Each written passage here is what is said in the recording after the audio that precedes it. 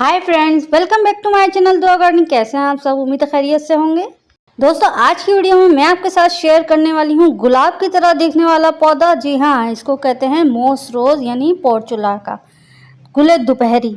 आज की वीडियो में मैं आपको बताऊंगी कि इसकी केयर किस तरह करनी है, इसको एक प्लांट से 10 प्लांट कैसे बनाने हैं, इसकी मिट्टी कैसी होनी चाहिए, इसको कितनी धूप कितनी छांव में रखना है, इसको कब कब खाद देनी है और इसके जो बीज बनते हैं, सीड पॉट जो बनते हैं, वो किस तरह कलेक्ट करने हैं और उसको प्लांट करना है। तो आज की वीडियो में कंप्लीट इन्फॉर्मेशन मिलने वाली है, इस वीडियो को पूरा देखिएगा। सबसे पहले बात करते हैं कि मोस रोज यानी गुल दोपहरी में जब एक दफ़ा फ्लावरिंग हो जाए तब हम इनको क्या करना चाहिए। जब इसकी एक दफ़ा फ्लावरिंग हो जाए उसके बाद आप इसकी डेड हेडिंग कर दें।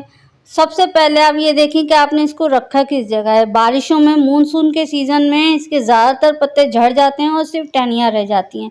उस वक्त इसको हार्ड प्रून करना है, यानी कि इसमें ज़्यादातर ब्रांचेस को कट कर देना है, यानी कि ज़मीन से लेकर 3 इंच की ब्रांच को छोड़ के बाकी सब हटा दें और उससे दूसरे पौधे बना दें। ये बहुत जल्दी ग्रो होता है, 1 हफ्ते के अंदर अंदर इसकी जड़ें निकल आती हैं और ये बहुत ईजी टू ग्रो पौधा है। पोर्चुला का फ्लावर प्लांट बेसिकली रेगिस्तानी पौधा है। रेगिस्तान में जिस तरह हर तरफ रेती रेत होती है और पानी बहुत कम मिलता है, इसको भी इसी तरह की वाटर रिक्वायरमेंट चाहिए, यानी कि कम से कम पानी दें।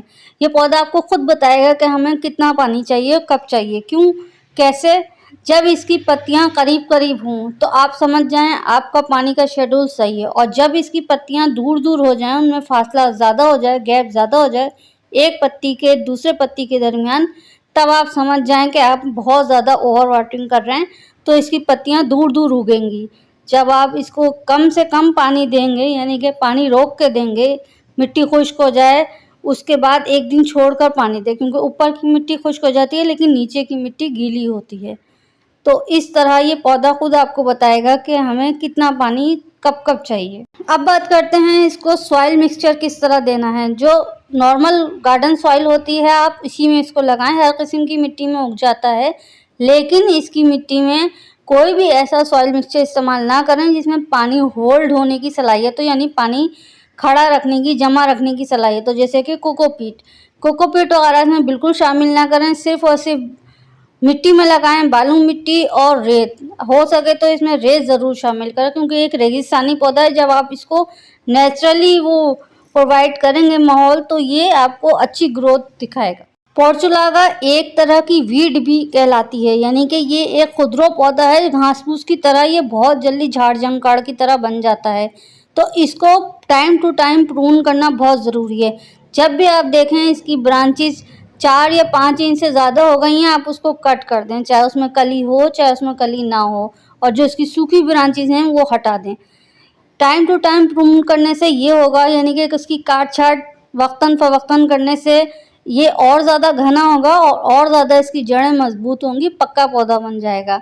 फिर ये आपको सालों साल फ्लावरिंग देगा और इसके फूल बिल्कुल गुलाब की तरह होते हैं।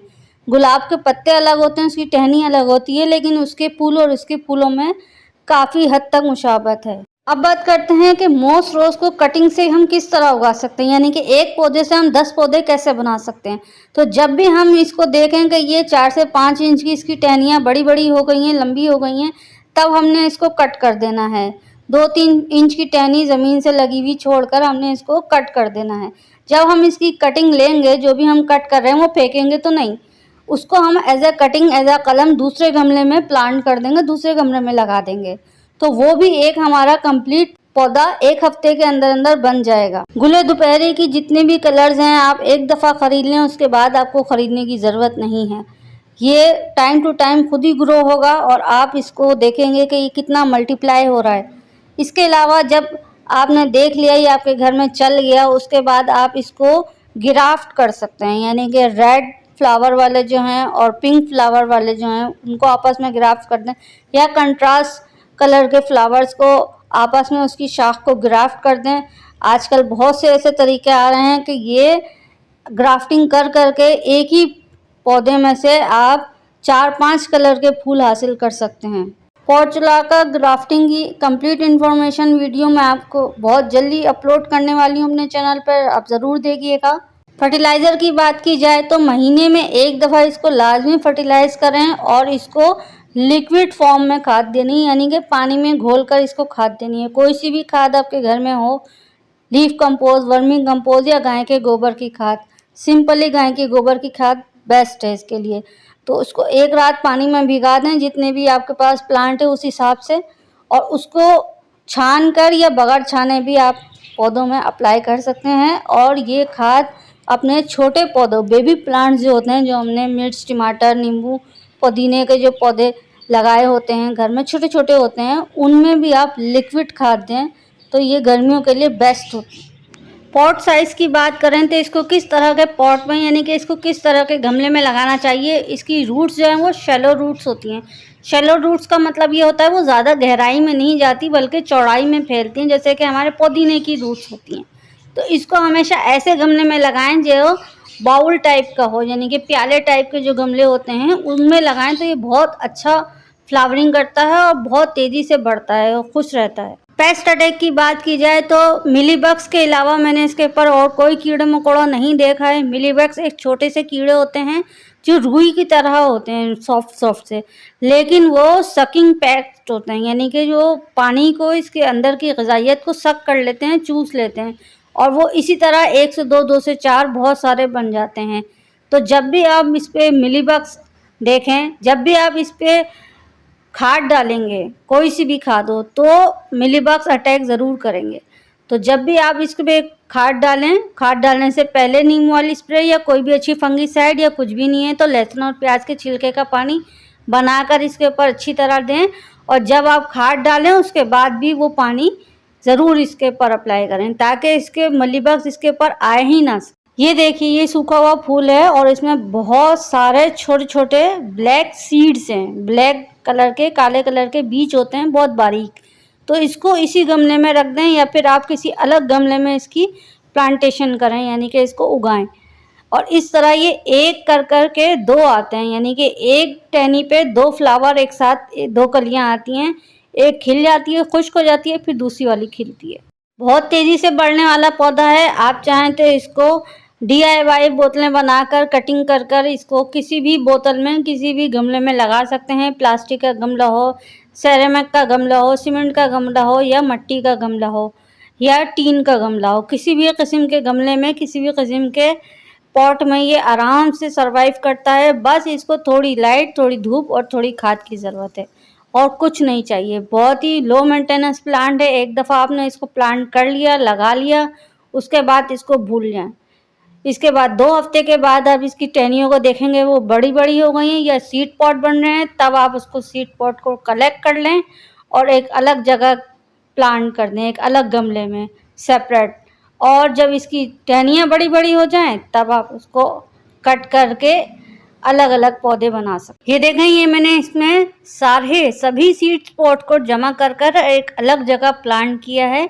इन सभी पौधों में से जितने भी सीड पॉट बन रहे हैं उनको मैं कलेक्ट कर रही हूँ, जमा कर रही हूँ, और एक अलग गमले में उसको प्लांट करूँगी और उसका भी इंशाल्लाह आने वाले दिनों में रिजल्ट दिखाऊंगी। पॉर्चुला का फ्लावर प्लांट, यानी कि गुल दोपहरी की कलियाँ, चिड़ियाएँ बहुत शौक से खाती हैं। जो हमारे घर में आम स्पैरो होती हैं वो बहुत ही शौक से इस पौधे को खा जाती हैं और इससे अपनी पानी की ज़रूरत पूरी करती हैं। तो जब भी आप लगाएं ये पौधा, चिड़ियाओं के लिए अलग से इंतज़ाम करें, यानी कि आपके घर की सजावट के लिए तो ये परमानेंट है, लेकिन थोड़ी जगह, थोड़े से पौधे आप चिड़ियाओं के लिए भी वक्फ कर दें ताकि वो इसमें से खाएं और इससे खुश हों और आपको दुआ देंगी। जब आप चिड़ियाओं के लिए इस तरह का कोई इंतज़ाम करते हैं पानी दाने का, तो वो बहुत खुश होती हैं क्योंकि वो एक बेज़ामान परिंदा है।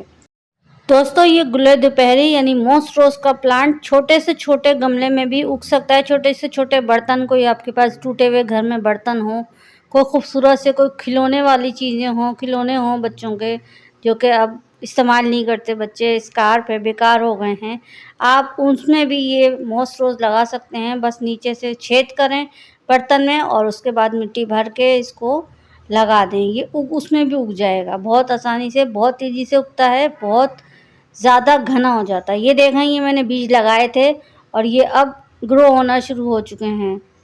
तो इस तरह इसके बीज लगाते जाइए। जो भी डेड हेडिंग है, जो भी सूखे हुए फूल हैं इसके, उसको आप एज अ सीड पॉट उसी गमले में चाहें या दूसरे गमले में, अब मैं किसी और गमले में लगाना चाहती हूँ तो मैं ये सारे सीड पॉट इस गमले में लगा दूंगी। आज की वीडियो में इतना ही। मिलते हैं किसी और अच्छी वीडियो के साथ। तब तक के लिए अपना, अपने घर वालों का और अपने पौधों का बहुत ज़्यादा ख्याल रखें। दुआ गार्डनिंग के साथ पौधे लगाते रहिए, दुआओं में याद रखें। Thanks for watching, take care.